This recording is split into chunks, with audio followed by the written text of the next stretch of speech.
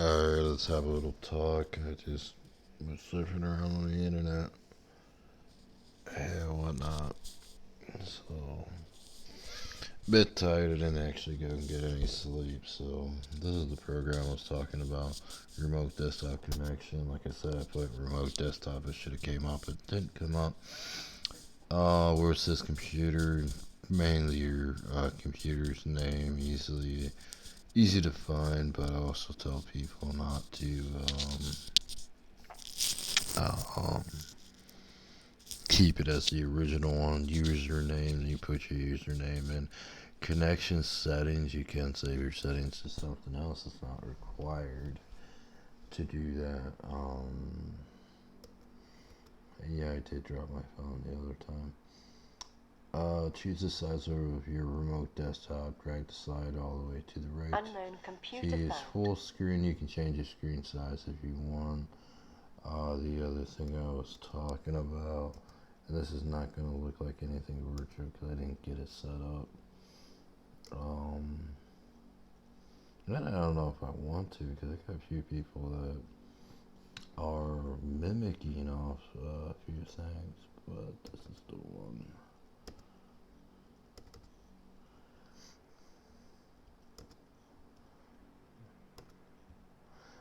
But anyway, to get back to this one, it says choose the depth of the remote session.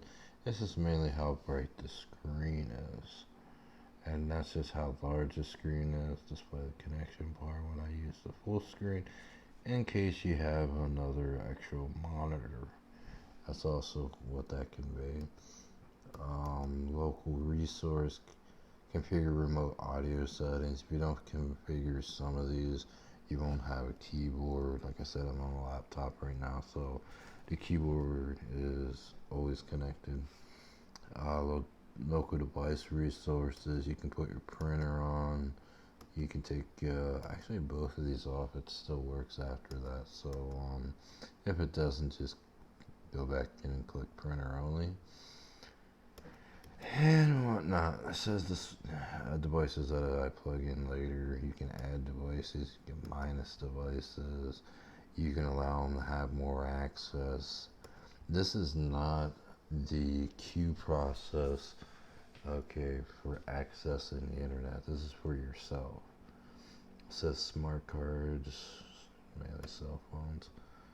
Um, you can do hotkeys on the keyboard in your remote audio setting. So start the following program on connection. Now, like I said, if Verizon was legitimate, you would go in here, you click this, you type in mainly the program path that they gave you. Go to start in the following folder, which is always the first folder, or the non-setup folder, which I'm not too sure how some of them have it set up. So we'll say the setup folder, so we'll say install folder, and you just mainly put the link in there. Says choose your connection speed, blah blah blah. So some of you might have a modem, telephone only, 56K. Some might have a DSL up to 2 MB. Some might actually have satellite from 2 to 16 megabytes, but it also uses DSL modem. High speed broadband, they don't have it here, otherwise you'd be connecting an Ethernet into the router, but what they refer to as broadband internet, which isn't, is a mixture of satellite low speed and the telephone. WAN 10 megabytes and all these other ones you don't really need to know because it's all Ethernet. Um, After you get your speed set down, like right now, I'd be going to low speed broadband for 2 MB, even though I got 3 MB. The only reason I'm going to set for 2 speed broadband 2 instead of 3, or I could go to the satellite one, is mainly because of the fact that I wanted to actually limit down to 2 GB or megabytes. It says persistent bitmap caching, reconnect with connection is dropped, and all that fun stuff. Then it gets into server authentications. That's all that other stuff you don't need to worry about. Put down warn me. You can put down connect and don't warn me, but it's best to use warn me.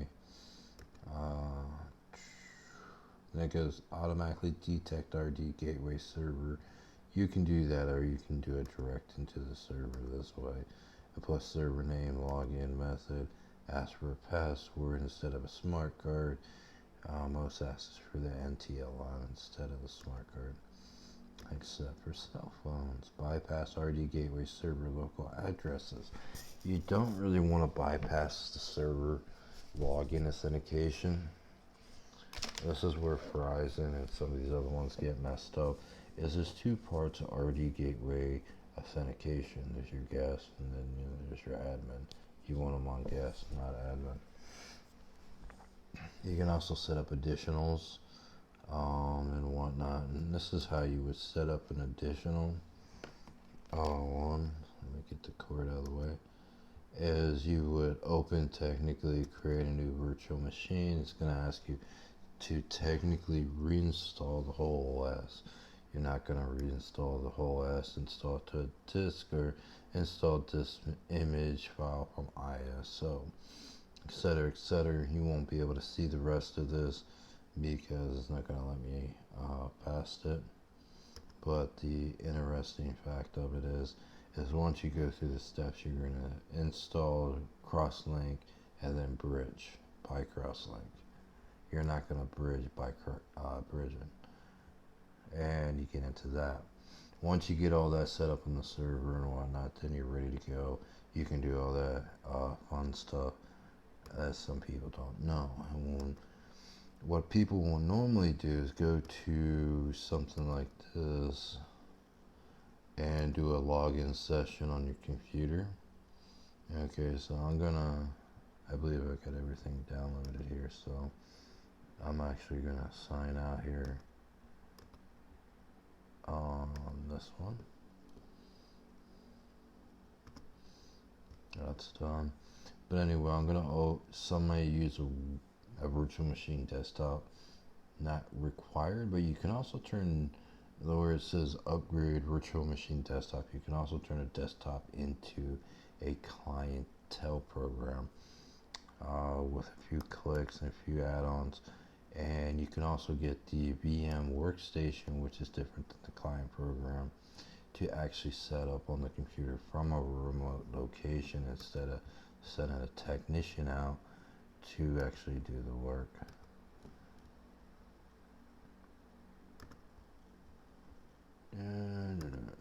So that was a live hack from someone else last time. Being a jerk. That's going to need to stay open. So we'll leave that there. But anyway, we're going to go to the open virtual machine. We're going to type in the necessary requirements. It's a business, so therefore we set up as a business. We don't set it up for a residential independent business, which is technically different. But Verizon had everything at one time. They gave it up. Now they're back to being junk again. So I'll stop your complaining, Verizon. Get tired of hearing your big mouth. They don't know much of anything, especially that one girl that says she does. Crap, I could sit there and school her all day. But anyway, you're gonna go here, you're gonna log off, you're gonna come back to your login screen where your username and your password is. So you go down to there and whatnot. And as you do this to the workstation, it's going to show up as a secondary window. It's going to show up as a secondary OS. Like I said, you can do it one or two ways, but the best way to do it is to have the two OSs side by side. Not necessarily do you want them separated from the first OS, where you're going to use a virtual machine, mainly a desktop, and you're going to come back in, you're going to set your virtual machine up, you're going to see what's called a spool setting and whatnot. I'm not going through all that because that'll actually create a leak in my computer, but it'll show two spools, and the two spools technically kind of look like this. Why don't I go to work for them? I don't like headaches. But anyway, you're gonna have these like two PC kind of thing going on, but it's going to look a bit different, kind of like your hard drive spools. But anyway, you're going to see the second one there. You're going to open that with virtual workstation so you can actually get into your job. Here's a secondary problem with all this. Being a technician, an NT, or an IT, especially an NT, is it takes an extremely long amount of time to set this stuff up correctly and then teaching someone how to set it up correctly. That can be fun. That's why most of the time when you go to school for this stuff, you're not stopping at Microsoft Windows unless you want to only work on Microsoft Windows. And there's 60, 80 programs out there with OSs beyond Ubuntu. So, I mean, right there would be how that would happen for Verizon. But beyond that, I mean, you got a very, very long way to learn how to program. You got a long way how to do IT. A long way to do technician. Right now, most 4-year graduates are like a 1-year programmer and 1-year hardware tech. And you might as well just sit down and be the secretary at any major company because you're no good at this point. You need to get to that 12th year, that 20th year. You need to get into the software more. So, and like I showed you before, it shows UDP or UNP, and that's Unix. So now you know another OS you need to learn.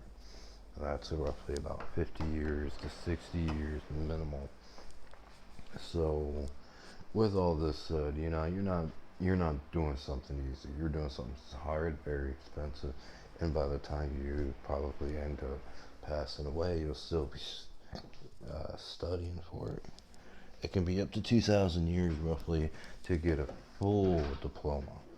Pennsylvania College of Technology does not sell a full diploma. Okay, so when I see Pennsylvania College of Technology, okay, it's nice. Maybe I need a secretary, or maybe I need maybe a data entry person who can learn something rather quick. So I don't need an NT, I don't need an IT, and I definitely don't need a tech at that point. So as far as big money and fast careers, you're not looking at one unless you've been doing this for generations. What's your more timelines on how many years?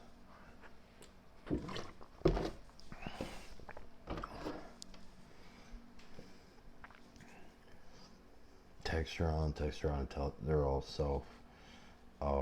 technically in some senses, I like to say self-employed because they don't have the necessary requirements and intelligence of Textron, APCO, Santander, M&T, Bank of America, etc., etc. These aren't quick, easy, fast-paced jobs to learn, where experience is limited on these jobs, where the book studies a little bit more.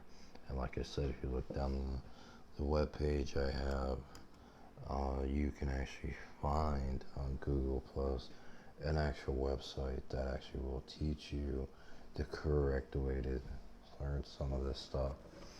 It's a lot of reading, I'll put it that way. A lot of reading and a lot of videos. And to remember to take notes. Some say I'm filling my own pocket when I do this, but at the same time, I'm not an idiot either, so.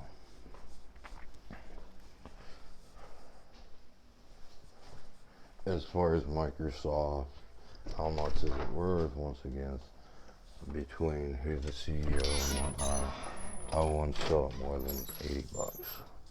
Full version, as they claim full version, $80 because of how badly it's messed up.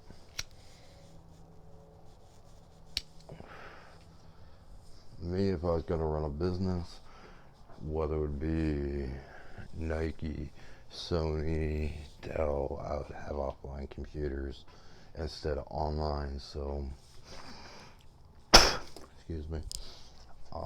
It would be a simple download into to make it easier and faster, but it definitely wouldn't be online.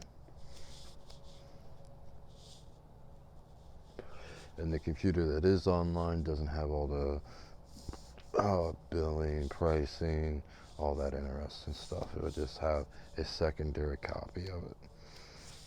So whatever the customer puts in there and log in and whatnot is their business until they order something.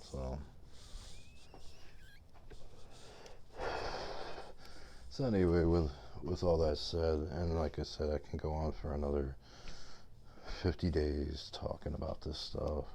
I can go on for a lot longer talking about how to get it all correct, how to do all this. But like I said, with a lot of this stuff, person decided to go and hack. And when they hacked, I saw owner PC, which tells me the biggest thing that a lot of people need to worry, whether it's Windows 10, Windows 8, Windows 7, or any of the other ones. XP is nicer, and there's another one out there that's a little bit nicer and whatnot, which shows you when these people get nosy. And you can even actually message them. But anyway, owner PC, in a nice way of saying, through a standpoint of one thing, is that should actually be already on the laptop. That shouldn't be on someone else's computer. That's why I said I got hacked. I don't know who it is. They haven't changed the name. Normally, Microsoft, as they were told, it said when it says owner PC, put your name in. So whatever your name is, you're the owner of that particular desktop. Doesn't happen all the time, so sometimes you got to go into network connections, settings, scanners, monitors, a ton of other programs to see, where this person is, which is not illegal. You can, if someone's hacking out of NYC, most of the maps will show you exactly what their address is. Just write down the address and say it was in this building when you go to the cops. You don't want to go to the cops, go to the FBI, because it is a public corruption problem. You can go to the state attorney general, etc., etc. Or you can do the smart thing. Go back to the country you're from in the sense of online and file a report. And most people are actually from overseas, so people that kind of wave the USA flag around is like, you do know the USA flag is considered property of the UK. Anyway, that's what I'm going to say. Have a good night.